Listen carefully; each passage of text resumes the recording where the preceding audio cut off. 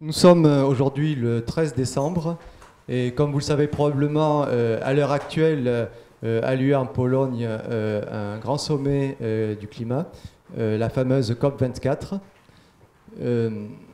Pour préparer ce sommet, le GIEC, le groupement d'experts intergouvernemental sur l'évolution du climat, a publié un rapport le 6 octobre dernier, un rapport catastrophiste pour dire les choses diplomatiquement, et qui en gros dit que si nous ne commençons pas tout de suite à réduire les émissions de gaz carbonique qu'émet l'humanité, nous pourrions avoir un réchauffement cataclysmique qui commencerait à se faire sentir très durement dès 2030, c'est-à-dire quasiment demain.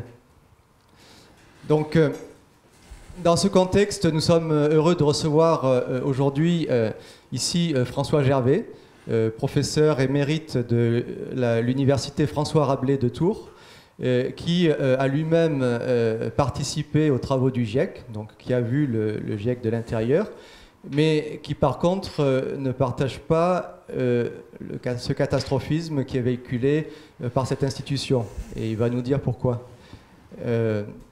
Je rajouterai que demain, il sera encore sur Paris. Il participera à une conférence qui est la contre-COP 24, qui est organisée par le groupe des climato-réalistes.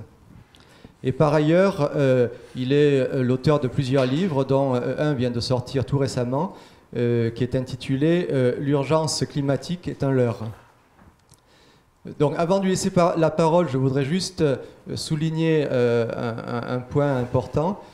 C'est qu'aujourd'hui, bon, vous entendez beaucoup de gens qui annoncent des catastrophes à venir, que ce soit des gens du showbiz, des politiques, même des scientifiques.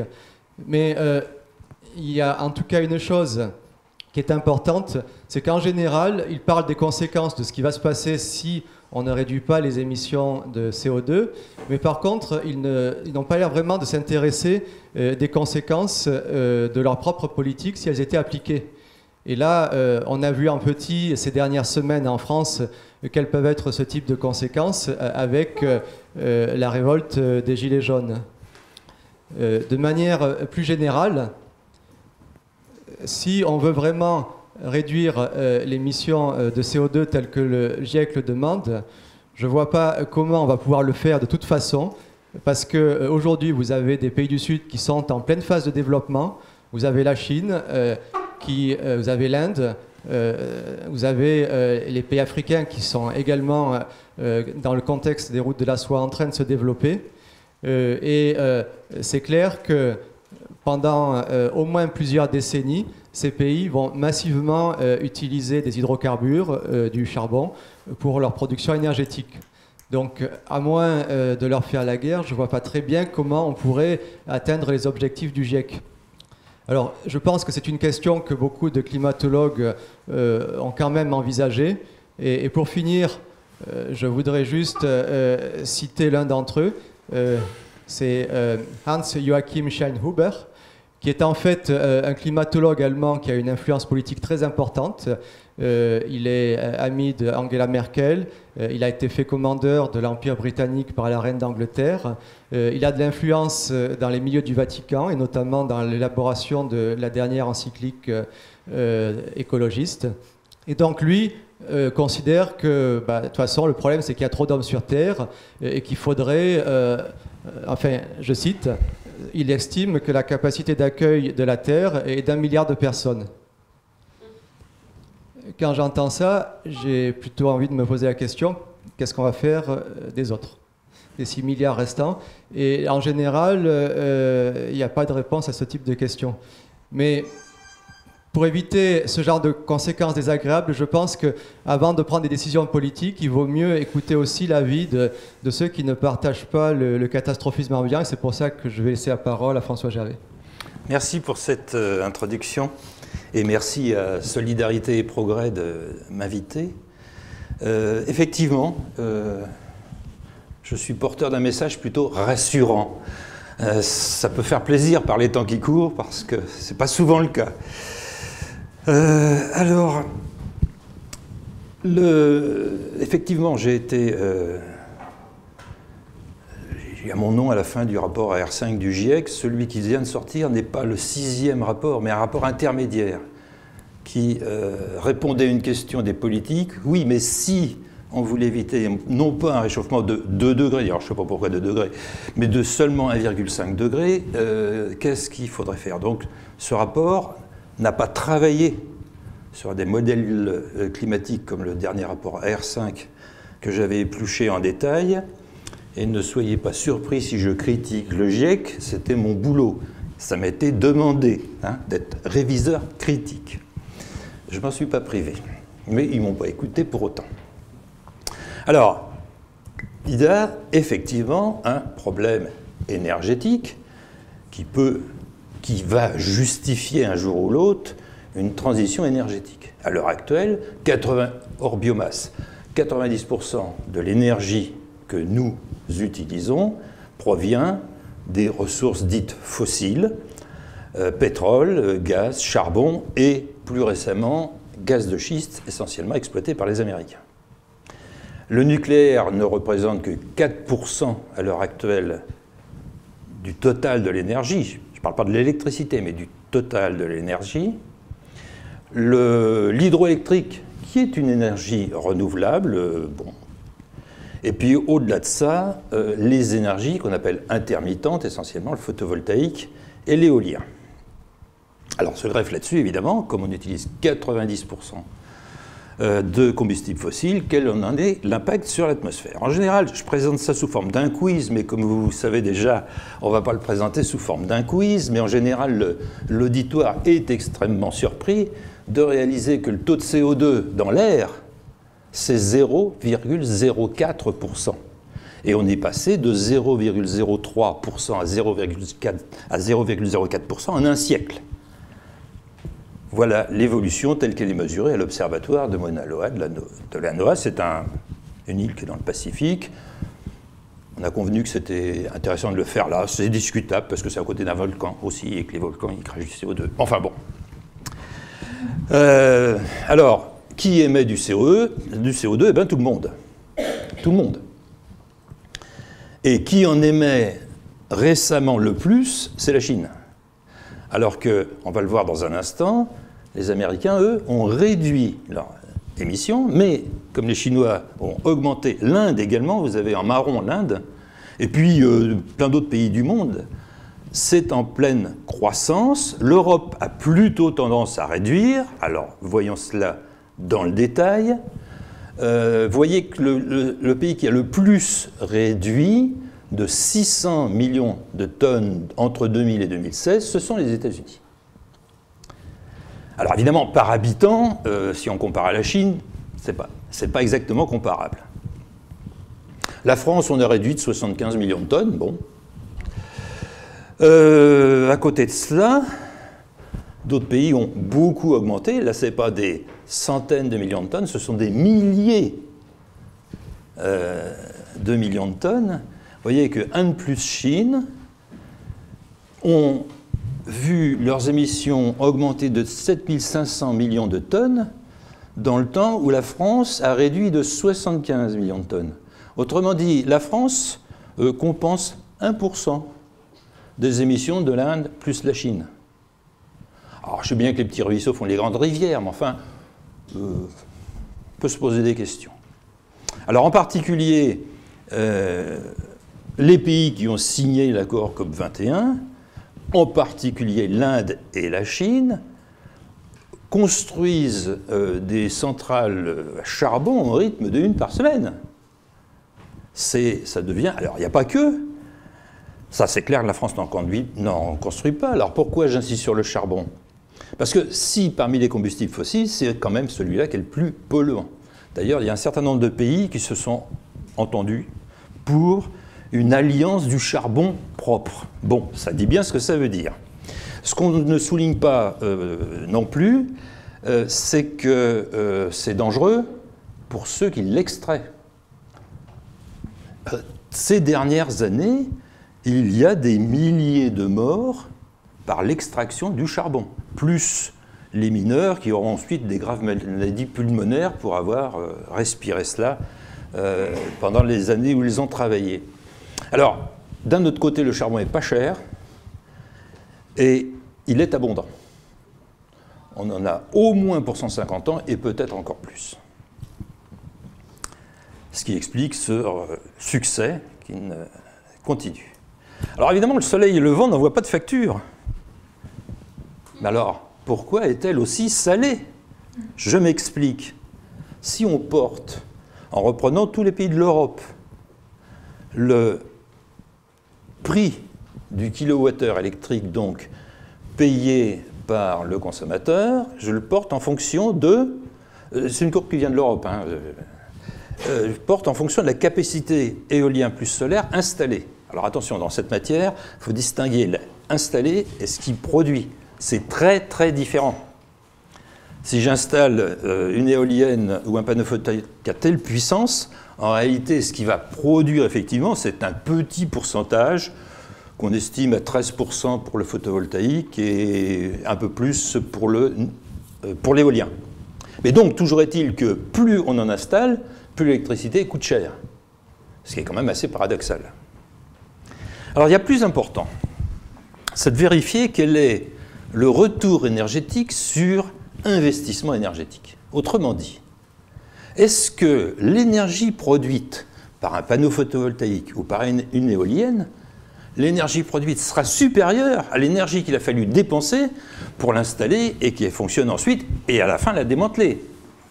Parce que si on n'en produit pas plus qu'il a fallu en dépenser, quel est l'intérêt? Bon, alors là sont reportés les résultats d'une étude allemande, dans une, évidemment, je parle toujours que de publication dans des revues internationales à comité de lecture, la façon dont la science produit des résultats, qui date de 2013, et donc qui est pour l'Allemagne. Enfin, comme la France a à peu près la même latitude que l'Allemagne, enfin du moins, si on prend le sud de l'Allemagne et le nord de la France, oui, ça marche. Donc, on voit que ce critère de retour énergétique sur investissement énergétique, s'il est largement rempli par le nucléaire, l'hydroélectrique, le charbon, le gaz et le solaire à concentration. Alors attention, ce que j'appelle le solaire à concentration, c'est avoir des miroirs qui vont capter l'énergie solaire pour la concentrer à un foyer qui va devenir très chaud, en général c'est un oxyde, porté à 2000 degrés, et donc pendant une partie de la nuit il va se refroidir, mais on pourra encore utiliser la chaleur pour faire bouillir de l'eau et faire de l'électricité. Bon.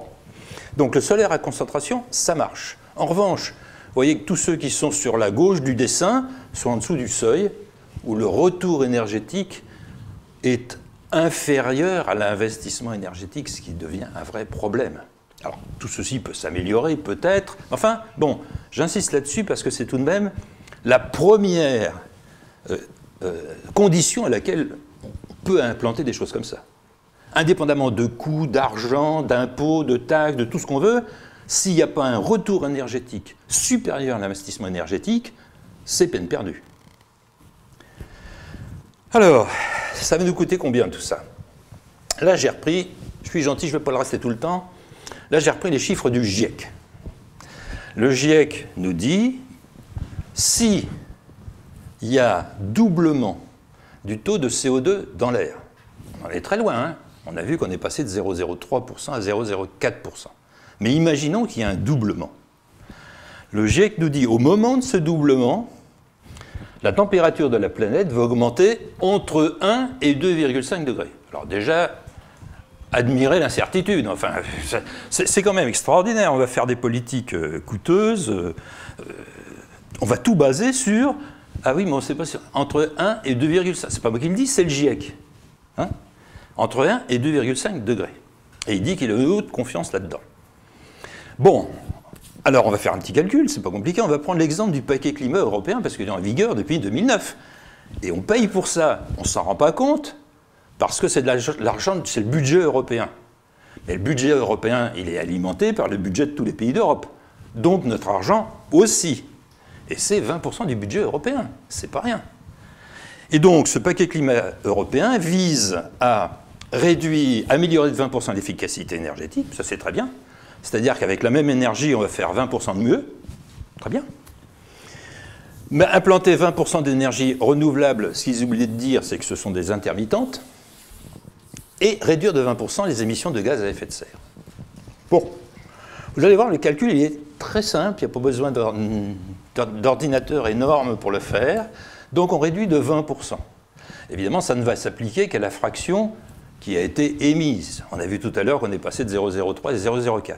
Si tout ce qui a augmenté, c'est effectivement dû aux émissions, ce qui n'est pas forcément évident. D'ailleurs, on y reviendra, mais supposons pour l'instant, on est passé de 0,03 à 0,04, donc ça fait 25%, donc ce 20% s'applique sur les 20%. La France n'est responsable que de 0,9% des émissions mondiales. Donc si je multiplie par la sensibilité climatique du GIEC, qui, on va le voir tout à l'heure, est exagérée, on va trouver qu'on évite un réchauffement de la planète avec la politique française de 1 millième de degré. On évite un réchauffement de 1 millième de degré. Allez pas raconter ça aux gilets jaunes, hein, parce que alors là, ils vont être fous. Quoi? Toutes ces taxes pour éviter 1 millième de degré? Alors si c'est au niveau de l'Europe, puisque c'est le paquet climat européen, l'Europe est responsable de 10% des émissions mondiales. Donc ça fera 10 fois plus, donc on évite un réchauffement de la planète en prenant la valeur haute du GIEC de 1 centième de degré. Bravo l'Europe, attention, hein. On évite un réchauffement d'1 centième de degré. Mais quand on regarde des chiffres comme ça, mais on se dit, mais qu'est-ce que ça veut dire, ça? Les gens dans les ministères, ils n'ont pas fait ce petit calcul, là? Ou ils l'ont fait, mais tout de suite pour le mettre sous le tapis, parce que pourquoi? Bon, en tout cas, ça c'est que le début, hein, parce que la Banque mondiale, alors là, formidable, la Banque mondiale, grande spécialiste du climat, comme chacun sait, la Banque mondiale, attendez, il ne faut que ça de s'occuper du climat. Ils ont chiffré le coût d'ici 2030 à 89 000 milliards de dollars. 89 000 milliards de dollars. Et ça donne le vertige.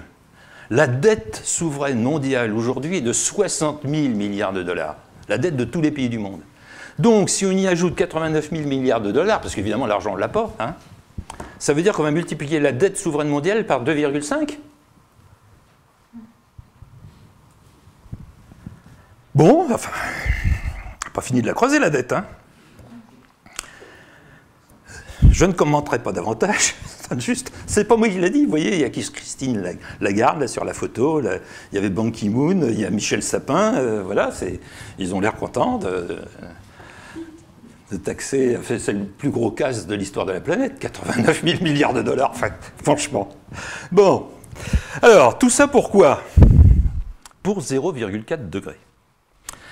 Je commence le décompte en 1945. Non pas parce que c'est l'année de ma naissance, mais c'est parce que, à partir de 1945, vous l'avez en bas, c'est là que les émissions ont commencé vraiment à accélérer. Et continuent d'ailleurs à monter, mais là, il y a vraiment eu une accélération en 1945.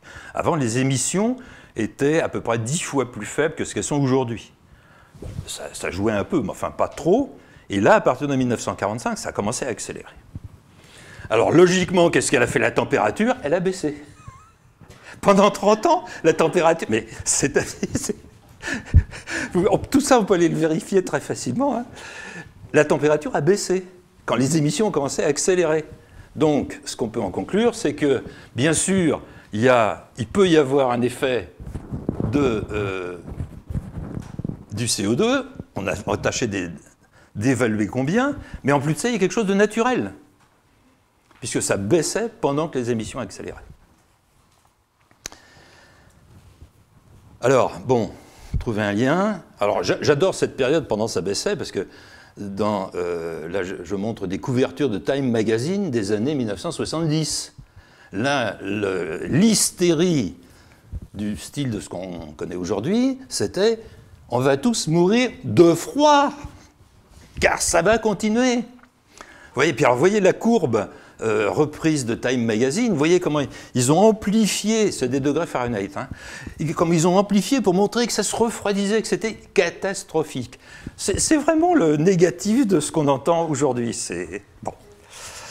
Et donc, ça n'a pas continué à se refroidir, donc après ça, c'est remonté. On se rend compte, quand on regarde la courbe, que ça ressemble à une oscillation qui correspond à un cycle d'une soixantaine d'années. Alors, si on demande à l'ordinateur de passer par ce cycle d'une soixantaine d'années, vous voyez qu'on a un accord avec l'ensemble des résultats expérimentaux. Alors, en noir, ce sont les mesures du Hadley Center britannique, qui sont faites par des capteurs depuis très longtemps, et se rajoutent en rouge les mesures par satellite qu'on fait depuis 1979. Bon, les deux se collent à peu près bien, il n'y a pas de difficulté. En tout cas, l'accord entre ce cycle de 60 ans et les mesures est meilleur que dans la figure que j'ai été chercher dans le rapport du GIEC que vous avez en dessous, puisque, évidemment, quand la température a monté une première fois, hein, on le voit bien là, les deux hausses de température sont les mêmes, sur 30 ans à chaque fois. Mais le GIEC, pardon, c'est dans ce sens-là, oui, voilà, le GIEC, évidemment, les modèles du GIEC, on va continuer à les éplucher ensuite, les modèles repris par le GIEC, ce n'est pas tous les modèles de climat, c'est ceux qui sont repris par le GIEC, attention. C'est en rouge et en bleu sur la figure, ben, ça ne colle pas du tout avec la montée de température qu'on vient de voir. Il passe à pieds joints dessus. Alors ensuite, il trouve bien la deuxième montée, mais les modèles, eux, ils continuent à chauffer, alors que la température, depuis 20 ans, on va le voir, elle s'est stabilisée. Donc ça ne marche pas du tout, leur modèle. Le cycle de 60 ans marche beaucoup mieux que les modèles du GIEC, calculés avec des ordinateurs qui font tourner avec des puissances colossales. Bon. C'est énergivore, ces calculs-là. Alors ce cycle de 60 ans, on le voit donc sur la température, c'est la partie basse, mais on le voit aussi très bien sur la hausse du niveau des océans. Vous l'avez dans la partie haute de la figure. J'ai repris la figure 3.14 du rapport du GIEC. J'ai dit à mon ordinateur, tiens, trouve-moi un cycle qui passe par ces points. Ah, il va tout de suite trouver le cycle de 60 ans. Ça marche très bien. Entre les deux, vous avez la superficie. Alors oui, cette hausse du niveau des océans, donc qui est cyclique. En ce moment, on se trouve plutôt dans la partie haute du cycle, donc on peut trouver à peu près 3 mm par an. Mais la moyenne, si on fait abstraction du cycle, c'est 1,7 mm par an. C'est pour ça que j'ai mis l'unité de mesure de la hausse du niveau des océans d'ici la fin du siècle. Ça va nous faire à peu près ça, une vaguelette. Au milieu, vous avez la superficie de banquise arctique. Alors on s'aperçoit que quand il faisait plus froid dans le cycle, eh ben, on avait un maximum de glace. Quand il faisait plus chaud en 1945 dans le cycle, on avait un minimum de glace, comme aujourd'hui d'ailleurs, comme aujourd'hui. Ensuite, il a fait plus chaud, on avait un maximum de glace, et c'est là qu'on a commencé à compter par satellite du moment où on a eu un maximum de glace. Alors évidemment, maintenant ça descend, c'est logique. Mais ça ne veut pas dire que ça va continuer. Il y a une toute dernière donnée qui est sortie d'une publication de cette année sur la chaleur contenue dans les océans. On trouve là encore une modulation de cette chaleur qui suit ce cycle de 50 ans, de 60 ans, enfin, c'est entre 60 et 70 ans. Bon, donc là, voilà, on a pas mal de sentinelles du climat qui confirment ce cycle, mais le GIEC n'en parle pas. Alors qu'en tant qu'expert reviewer, je lui ai envoyé les références, cité ces travaux-là et discutez-les. On ne peut pas, puisqu'on les observe, que c'est publié, et c'est publié par beaucoup de gens. Regardez récemment le nombre de gens qui ont publié là-dessus pour parler de ce cycle de 60 ans. Ça fait partie de la littérature scientifique internationale. Vous devriez le citer. Ils n'ont rien cité du tout. Ils m'ont remercié, puis voilà. Ils n'ont rien cité du tout. Alors qu'est-ce que c'est ce cycle ? Les premiers travaux publiés par Schlesinger et Hermann-Cutty en 1994 dans Nature invoquaient ce qu'on appelle l'oscillation atlantique multidécennale, qui effectivement suit ce cycle de 60 ans. Bon. Plus intéressant, un collègue qui s'appelle Nicolas Cafetta, que j'ai rencontré déjà dans 3 conférences à l'étranger, invoque une piste intéressante. Je n'ai pas dit que c'était démontré, mais c'est quand même une piste intéressante. Il invoque un effet de marée des grosses planètes du système solaire, bon, Jupiter et Saturne, hein, c'est les deux plus grosses, selon qu'elles sont du même côté par rapport au Soleil ou de part et d'autre, évidemment, l'influence de la gravitation de l'une et l'autre va être différente. D'où l'idée d'un effet de marée sur cette boule gazeuse qu'est le Soleil, aisément déformable. Alors même si ces planètes sont loin, il peut y avoir un effet, enfin, c'est ce qu'il montre dans son dernier papier, qu'il peut y avoir un effet, donc, un effet de marée, comme on l'observe, la Lune provoque les marées des mers sur Terre. Hein. Alors, là, on a simplifié en disant qu'il y a un cycle. Mes collègues Lüdecke et Weiss, eux, ont analysé les températures des villes d'Europe depuis qu'on a des données, c'est-à-dire depuis 1760. Et ils trouvent bien le cycle de 60 ans, et ils trouvent en plus un cycle plus long de 200 ans. Alors tout ça, ça se combine, et il se trouve que les deux cycles sont passés par leur maximum durant le début de ce siècle. Donc si on vous dit les dernières années ont été un peu plus chaudes, oui, d'accord. Mais c'est complètement naturel. Alors, on dit les banquises fondent. Alors, vous avez vu tout à l'heure que c'est vrai qu'en suivant le cycle, il y a effectivement eu une décroissance de la banquise, mais depuis, on va dire, une dizaine d'années, ce n'est pas du tout frappant. Vous avez ici le volume de banquise arctique tel qu'il est donné par les Danois, le bureau météorologique danois, qui suivent ça de très près. Bon, bah, on voit les dernières années, ça se trouve toujours à peu près dans la même moyenne, ça ne se creuse pas. Et l'année en noir qui est reportée, c'est cette année. En noir, on était plutôt un peu au-dessus d'autres années où ça a été observé. Parallèlement, l'Antarctique, lui, a sa superficie de banquise qui augmente. Alors là, c'est contraire à tout ce que disent les modèles, bien évidemment. Aucun ne dit ça. Depuis qu'on la mesure en 1979, il y a une augmentation régulière aux fluctuations près. Si on regarde les fluctuations, la dernière fluctuation c'était en 2014, on a battu un record de superficie de banquise antarctique. En 2014. On n'avait jamais observé ça. On a trouvé aussi, cette année, un froid de moins 98,6 degrés, ça ne nous réchauffe pas ça, hein, mesuré donc dans l'Antarctique. Et c'est un petit peu logique tout ça, puisque vous voyez en rouge en bas, c'est la température autour de l'Antarctique et la tendance à une légère descente. Alors, que nous dit le GIEC? Ben là, je cite ce qui est dans le rapport, AR5. D'abord, il nous dit, voilà, la température dans la double décade 2080-2100, on va dire en 2100 pour faire simple, eh bien, elle sera comprise entre 0,3 degrés et 4,8 degrés. Attendez, 0,3 et 4,8, c'est pas tout à fait pareil. Hein, vous vous rendez compte de l'incertitude? Il publie ça tranquillement. Entre 0,3 et 4,8 degrés, ça dépendra si on contrôle nos émissions ou pas. Voilà. Mais ce qu'il oublie de dire, ça c'est dans le résumé à l'intention des décideurs, ce qu'il oublie de dire, c'est que dans le cœur du rapport, vous avez la figure en dessous, où il est marqué que c'est les valeurs basses les plus probables. Alors ça c'est amusant, parce que j'ai eu plusieurs versions de ce rapport du GIEC. Le premier brouillon, le deuxième brouillon, et la version finale. Et à chaque fois, j'envoyais mon rapport, et puis, bon. Et à la fin, la petite barre noire là, qui donne la probabilité, si c'est plus chaud ou plus froid, la petite barre noire, au début, elle était beaucoup plus haute, puis dans les différents brouillons, elle est descendue.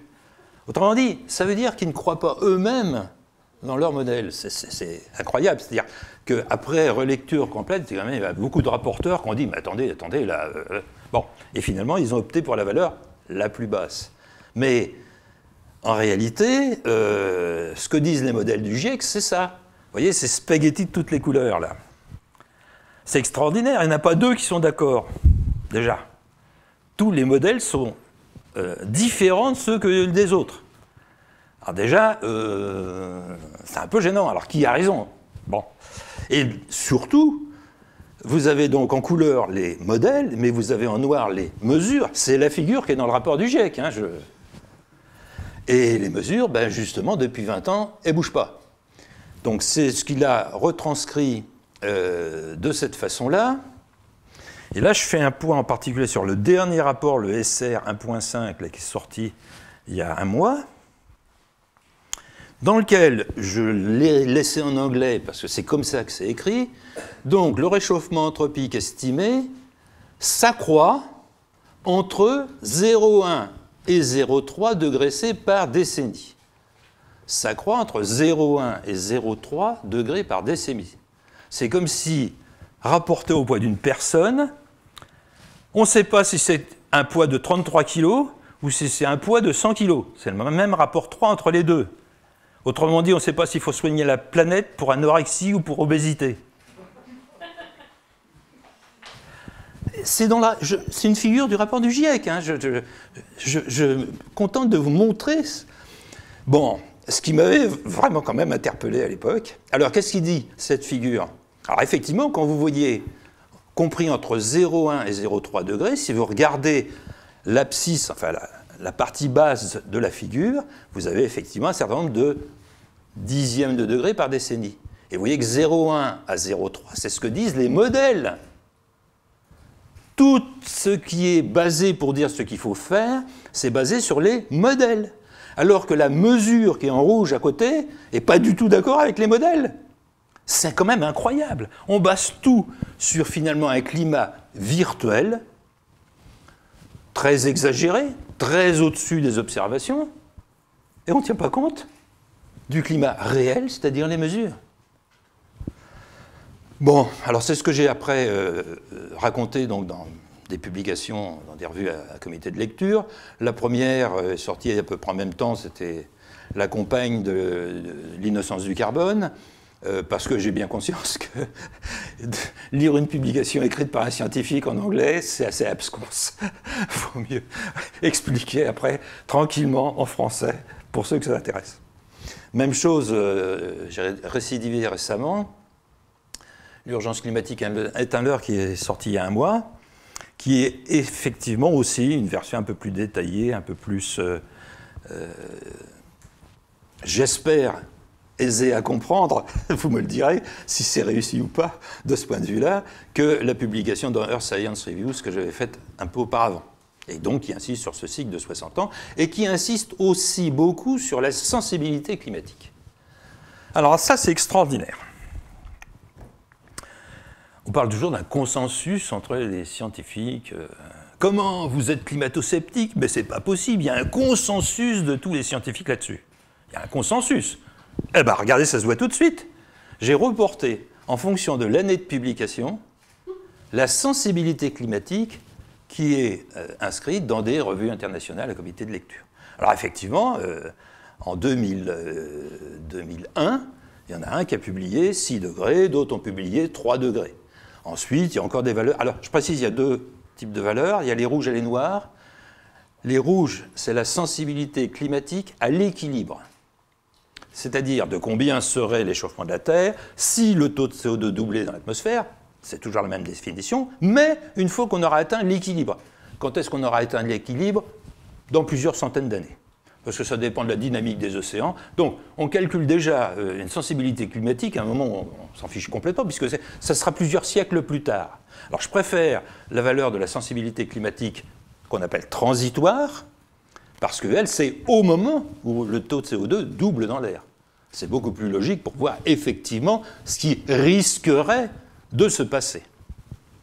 Bon, dans tous les cas, si on fait une régression linéaire sur ce... Alors, c'est ce qu'on appelle le consensus. Donc, vous voyez, ça va de 0 à 6 degrés. Et c'est un consensus, paraît-il. Bon, je veux bien. Drôle de définition du consensus. Bon, toujours est-il que, effectivement, les scientifiques continuent à travailler et que la tendance, vous voyez, en particulier, le GIEC, pour la sensibilité à l'équilibre, a dit entre 1,5 et 4,5, la moyenne, c'est 3 degrés. Mais la plupart des valeurs qui ont été publiées depuis sont nettement en dessous. Et le GIEC n'a pas fait de rectificatif par rapport à son rapport à R5. Au contraire, on vient de le voir, il a repris les mêmes valeurs.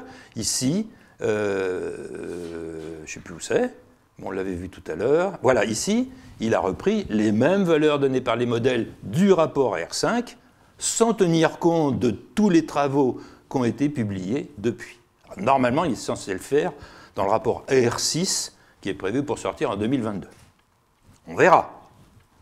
Mais pour l'instant, les scientifiques, majoritairement, disent qu'on est nettement en dessous des valeurs du GIEC.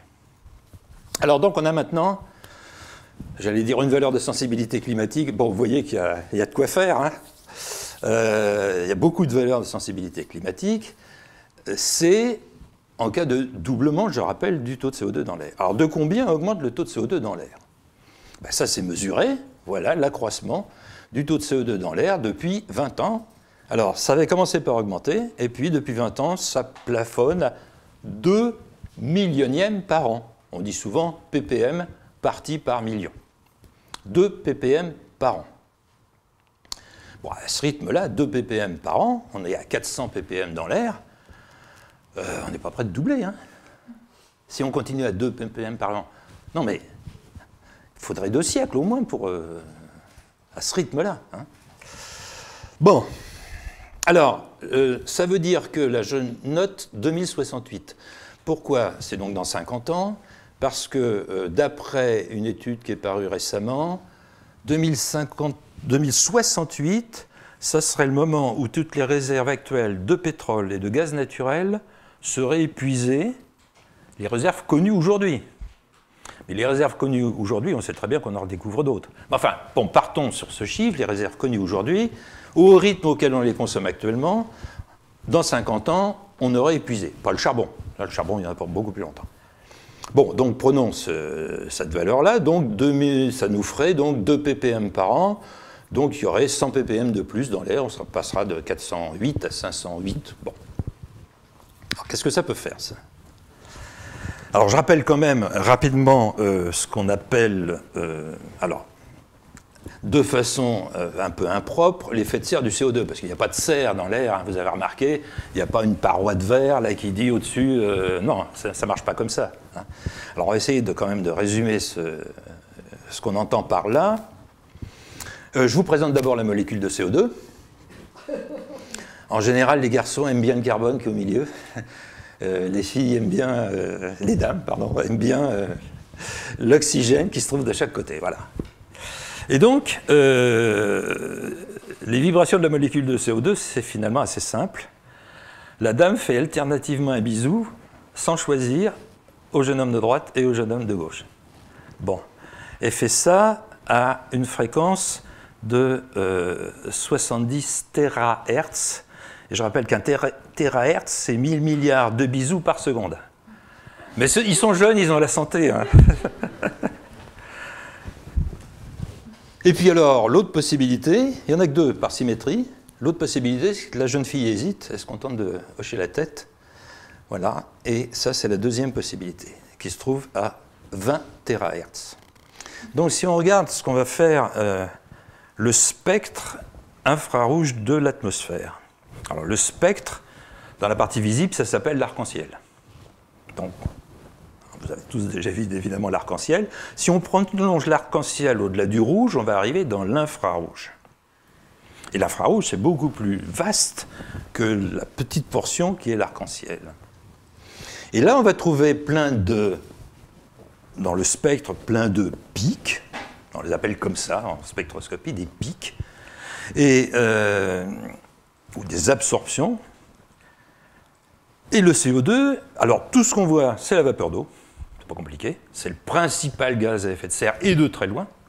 C'est la vapeur d'eau. Et puis on voit 2 pics qui correspondent aux 2 vibrations, bisous ou absence de bisous, de la molécule de CO2. Et donc les fréquences sont très précises. Et si on met une épaisseur d'air de, là c'est 300 mètres, eh bien le CO2 absorbe totalement le rayonnement électromagnétique de la Terre. La Terre reçoit de la chaleur du Soleil, ce qui la met à une température moyenne aujourd'hui de 15 degrés, et elle réémet l'équivalent vers l'espace. Si les deux sont équilibrés, il ne se passe rien, la température ne change pas. Si ça devenait déséquilibré, alors là, ça changerait. Ce que dit le GIEC, c'est que c'est déséquilibré, mais là encore, il y a une fourchette d'un facteur 3, et on ne sait pas exactement si c'est 1,1 watts par mètre carré le déséquilibre ou 3,3 watts par mètre carré. Toujours cette incertitude d'un facteur 3. Bon. C'est pas étonnant, parce que c'est quand même des petites valeurs. Le Soleil nous envoie 1500 watts par mètre carré. Je ne sais plus le chiffre précis en tête, mais c'est beaucoup plus. Alors évidemment, comme ça tombe que d'un côté, il faut faire... Bon, peu importe. Toujours est-il que là, on va dire, ben voilà, le CO2 absorbe tout ce qu'il peut absorber. Il n'y a rien qui passe derrière. Ça veut dire que les molécules qui sont au-dessus de 300 mètres, elles ne voient pas le rayonnement de la Terre. Ça a été absorbé en dessous. En ce sens, on peut dire que l'effet est saturé. Mais je vais tout de suite nuancer ce propos un peu plus loin. Car ce que disent les modèles sur lesquels sont basés ce que nous dit le GIEC, disent si on considère non pas le ras du sol, on va dire, mais si on va mesurer dans la haute stratosphère, c'est là que ça doit se passer. Et voici la température, donc mesurée par satellite vers 17 km d'altitude, par 2 réseaux de satellites indépendants. C'est là que ça doit se passer, mais comme vous voyez, c'est parfaitement plat. La température n'a pas bougé depuis 25 ans, alors qu'on a envoyé 40% de tout le CO2 envoyé depuis le début de l'ère industrielle au XIXe siècle. La température n'a pas bougé du tout. Là où les modèles nous disent c'est là que ça doit bouger. C'est quand même extraordinaire, ça. J'étais à un débat, c'est dans l'air, face à Jean Jouzel. C'était il y a 5 ans. Je lui dis, la figure 2,24 du GIEC montre que la température n'a pas bougé. Il me prétend le contraire. Mais c'est filmé, ça, vous pouvez les vérifier. Il prétend le contraire. Je dis, mais allez voir. Et effectivement, il y a un internaute qui a repris la figure 2,24 du rapport du GIEC, qui montre que c'est plat. Là, simplement, dans cette figure, je montre que c'est plat depuis encore plus longtemps, puisque ça s'arrêtait en 2012, hein, dans le rapport du GIEC. Mais là, on va jusqu'à maintenant, et c'est toujours plat. Là où il devrait y avoir l'effet maximum, il ne se passe rien. Si, il y a un petit calcul qui a été fait par Sloan et von Fundel, qui montre que normalement, ça aurait dû bouger 2,4 degrés. Ça se verrait. Ça ne bouge pas. Donc, la seule façon de tenir compte de ce résultat expérimental, de cette mesure, c'est de dire qu'il faut que la sensibilité climatique ne soit pas plus élevée que 0,6 degrés. Sinon, ça se verrait. Alors, prenons cette hypothèse, qui est évidemment en dessous de ce que dit le GIEC, mais c'est normal. De toute façon, vous avez vu que la tendance des publications actuelles, c'est de dire c'est pas aussi élevé que ça. Prenons 0,6 degrés. Donc, il y a un certain nombre d'auteurs qui disent oui, ben voilà, ils concluent à 0,6 degrés. Herman Ardeux, je l'ai rencontré dans une conférence à Porto. Les autres, je ne les ai pas rencontrés, mais bon, ils l'ont publié. Je fais remarquer que ce 0,6 degrés rejoint le 0,8 degrés qui a été publié par Stephen Schneider, qui a été un des premiers climatologues à faire des modèles de climat. Il a été le fondateur de la revue Climatic Change. Et il publie en 1971 que c'était saturé, que la sensibilité climatique était de 0,8 degrés, et donc il n'y avait pas de problème, et que ça allait se refroidir. Il a changé d'avis après. Mais il faudrait savoir, il n'a pas rétracté cette publication, attention. Hein.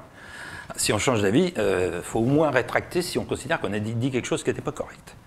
Alors avec ce calcul, bon, on fait un petit calcul, bon, on ne va pas le faire ensemble parce que c'est vraiment, pour qui connaît un petit peu dériver une équation, température, ben, ça va faire 4 delta, etc. Bon, on va arriver tout de suite au résultat qui est assez simple, c'est-à-dire que l'évolution de température, ça sera 0,9 fois le logarithme népérien, oui, c'est logarithmique, du rapport en 2068, 508, on l'a estimé tout à l'heure, 508 ppm de CO2 sur 408. Et bien ça fait 0,2 degrés. D'ici 50 ans, oui, d'accord, il y a un effet anthropique, oui, 0,2 degrés. On ne s'en rendra même pas compte. Parce qu'il faut voir, je me suis amusé à regarder dans mon jardin, par une belle journée printanière, la température monte de 0,2 degrés toutes les 7 ou 8 minutes. Et on trouve c'est bien d'ailleurs, quand on sort de l'hiver. Bon, donc, et si on prend la sensibilité climatique, la valeur basse du GIEC, 1 degré, bah ça ferait 0,3 degrés. Franchement, il y a de quoi s'affoler. Alors,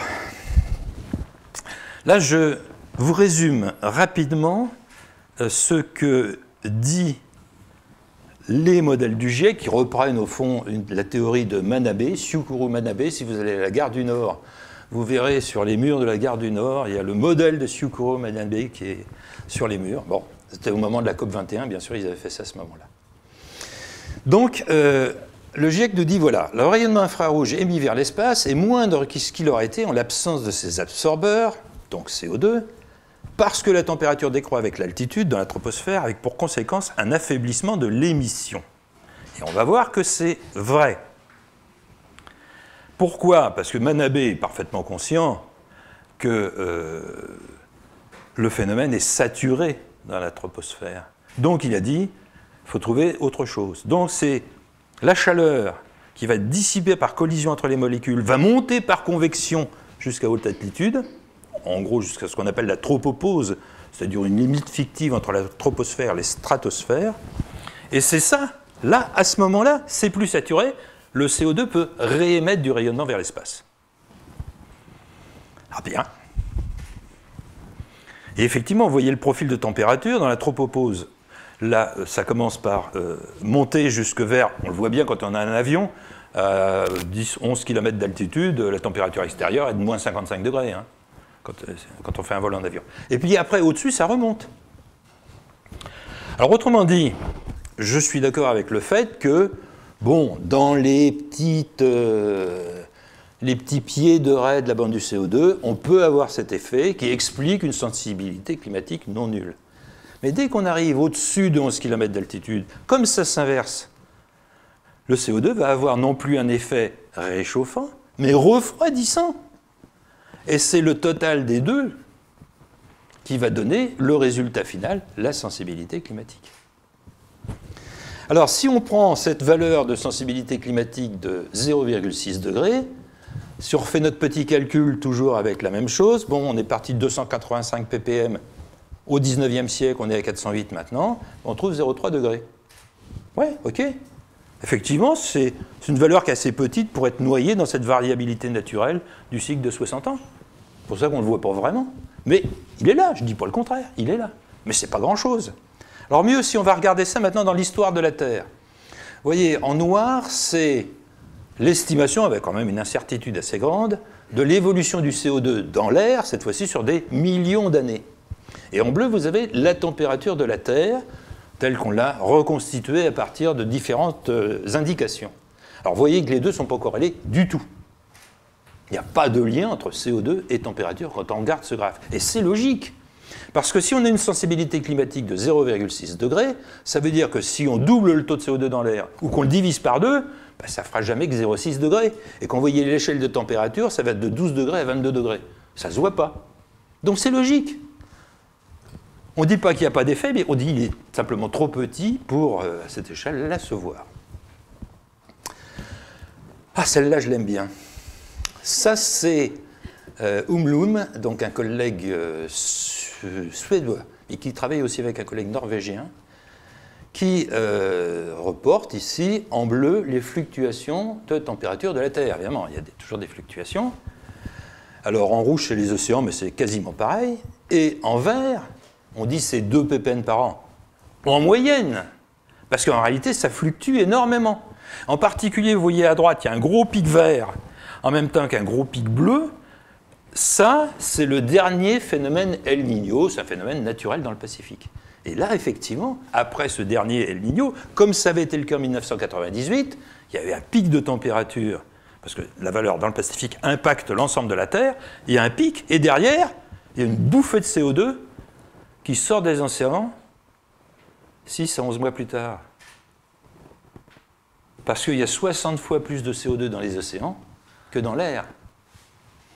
Donc, une bouffée de chaleur, comme peut la faire un phénomène El Niño, va envoyer du CO2 des océans dans l'air.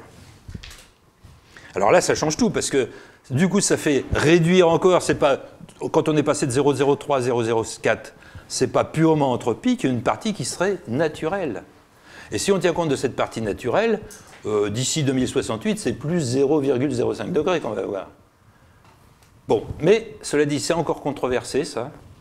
Ça a été publié par un certain nombre de scientifiques, mais ça reste controversé. Je le signale, ça existe, les mesures sont claires, l'interprétation de ces mesures est controversée. Alors après ça, on entend tout et n'importe quoi. En fait, tous les événements qui existent depuis des siècles sont mis sur le compte du CO2 de manière totalement abusive. Regardez, là en bas, c'est les cyclones, l'énergie cyclonique cumulée dans l'hémisphère nord et dans l'ensemble des deux hémisphères. Ben, vous voyez que depuis 1992, la tendance est à la baisse, alors que le taux de CO2 a monté. Donc il n'y a pas de corrélation du tout. Il faut arrêter de dire n'importe quoi. Et pour une raison très simple, c'est que ces phénomènes-là, qui sont liés au baromètre, sont des phénomènes intrinsèquement chaotiques, au sens physique du terme, la théorie du chaos, c'est-à-dire une extrême sensibilité aux conditions initiales. On dit des fois que le battement d'une aile de papillon suffit à modifier le climat à l'autre bout de la planète. Bon. Et ça a été vérifié par les Américains. Ils ont fait une simulation sur 50 ans, 63 à 2012, ça fait presque 50 ans, du climat d'Amérique du Nord, avec le même modèle, le même taux de CO2. Ils ont simplement changé imperceptiblement les conditions initiales. Puis ils ont lancé l'ordinateur, ils ont fait tourner le truc. Vous voyez, 30 climats différents. Si on se place à un endroit, des fois c'est plus chaud, des fois c'est plus froid, et c'est totalement imprédictible, puisqu'ils ont tout calculé avec le même modèle, les mêmes conditions, même taux de CO2. C'est dingue. Donc ça, c'est le chaos, ça, c'est la météo. Alors c'est pour ça, quand on nous parle du dérèglement climatique, mais c'est absurde. Là, c'est exactement la même règle, et ça provoque 30 choses totalement différentes. Allez, on va finir avec du très positif, les bienfaits du CO2. Il ne faut pas oublier que c'est la nourriture des plantes, hein. C'est la nourriture indispensable et irremplaçable des plantes. S'il n'y a plus de CO2 dans l'air, il n'y a plus de végétation sur Terre. C'est aussi simple que ça. Alors, bonne nouvelle, comme on a envoyé par les émissions du CO2 dans l'air, ben ça a verdi la planète. Ça a été observé par satellite et ça a été chiffré l'équivalent d'un 6e continent vert de 18 millions de kilomètres carrés. Plus de 30 fois la superficie de la France, hein. Si ce n'est pas du bénéfice, ça, et on peut le chiffrer autrement à partir justement de la fraction de nos émissions qui va dans la végétation, c'est 2,6 gigatonnes de carbone par an, rapporté à toute la biomasse végétale. Sur 33 ans, on va retrouver plus 20% de biomasse. Effectivement. Ça a profité. Et ça a profité y compris dans des déserts qui commencent à reverdir parce que plus il y a de CO2 dans l'air, moins la végétation a besoin d'humidité. Donc ça combat le stress hydrique. Donc c'est un bénéfice de plus. Alors ça, on le sait bien, on le fait dans des serres. Plus on met de CO2 dans une serre, plus les plantes poussent. Alors ça dépend des plantes, hein, pas tout, enfin, il y a des degrés entre les plantes, mais par exemple sur des plantes nutritives importantes comme le maïs, le blé et le riz, de fait, il y a eu une augmentation auquel le CO2 a contribué. Il n'y a pas que ça, hein. Mais le bénéfice a été chiffré dans une étude de Cregizzo à 3 000 milliards d'euros quand même. Le bénéfice sur le rendement des récoltes, c'est pas rien. Alors, voici ici une étude américaine faite par spectroscopie infrarouge, c'est assez simple, qui montre l'oscillation saisonnière. Chaque printemps et été, le taux de CO2 baisse dans l'air. Et puis il remonte en automne et en hiver. C'est évidemment lié au fait que, alors dans l'hémisphère nord, hein, mais comme il y a plus de superficie de végétation dans l'hémisphère nord que dans l'hémisphère sud, finalement on le voit dans l'hémisphère nord. Donc en printemps et en été, ça chute parce que la végétation se jette sur le CO2 et il en a besoin. Et en automne et en hiver, quand les feuilles tombent, au contraire, ça va remonter. Alors vous voyez, première chose, dans l'Antarctique, il n'y a pas d'amplitude de cette oscillation. C'est normal, il n'y a pas de végétation autour. En revanche, si on regarde à l'Ajola en Californie, là, l'amplitude a augmenté. Alors de combien? Ben, vous voyez, l'augmentation de cette amplitude, entre 1969 et 2013, l'augmentation a été plus rapide que l'augmentation du CO2 dans l'air.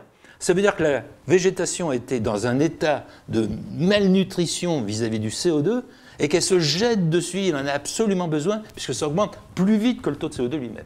Dès qu'il y en a, elle prend. Alors j'aime beaucoup, là c'est juste, on s'approche de la conclusion, et j'aime beaucoup ces images pour montrer la pollution. On montre quoi? De la vapeur d'eau. Car le CO2, c'est pas visible. La vapeur d'eau, en revanche, est visible. Là, on voit bien, ce sont des condenseurs. Des condenseurs, c'est que de la vapeur d'eau, et c'est ça qu'on utilise comme image chaque fois pour illustrer la pollution. Bon. Alors, j'aime bien aussi cette photo-là, parce que là, on le montre en contre-jour. Alors là, carrément, c'est de la vapeur d'eau aussi, mais en contre-jour, ça fait des nuages de fumée noire. Alors, cela dit, il y a une vraie pollution, et ça, c'est un problème que l'Organisation mondiale de la santé a pris en charge. Mon collègue Christian Gérondeau a écrit un bouquin là-dessus pour détailler ça. C'est le rôle des fumées.